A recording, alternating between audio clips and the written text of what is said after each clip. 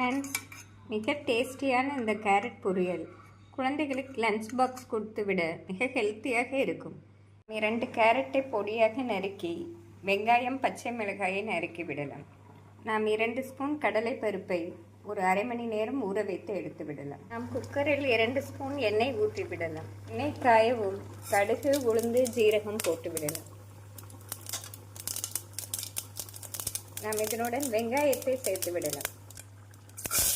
பச்சை மிளகாய் கறிவேப்பிலை சேர்த்து விடலாம். நாம் வெங்காயம் நன்றாக வதங்கவும் நறுக்கிய கேரட்டை சேர்த்து விடலாம்.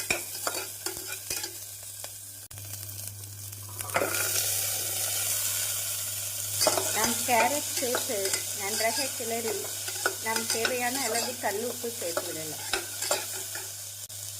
நம் பொரியலுக்கு தேவையான உப்பை சேர்த்து நன்றாக வதக்கி இதனுடன் நாம் ஊற வைத்த கடலை பருப்பை சேர்த்து விடலாம். கடலை பருப்பு நன்றாக ஊறினால்தான் கேரட் வேகும்போது அதுவும் வெந்து வரும். இதனுடன் அரை டம்ளர் தண்ணீர் ஊற்றி நாம் 2 விசில் வைத்து எடுத்து விடலாம். இந்த அளவு தண்ணீர் சரியாக வரும்.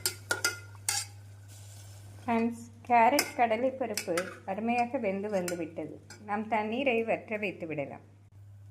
தண்ணீர் நன்றாக வற்றி வரவும் நாம் தேங்காய் பூ சேர்த்து விடலாம்.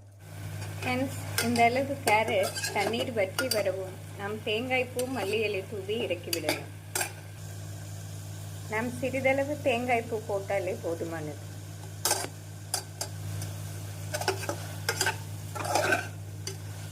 நாம் வேறு பாத்திரத்திற்கு மாற்றி விடலாம்.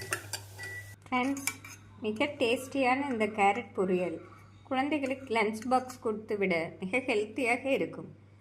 நாம் புளிக்குழம்பு சாதம், ரசம் சாதம், சாம்பாருடன் இதை சாப்பிடும்போது மிக டேஸ்டியாக இருக்கும். Thank you friends.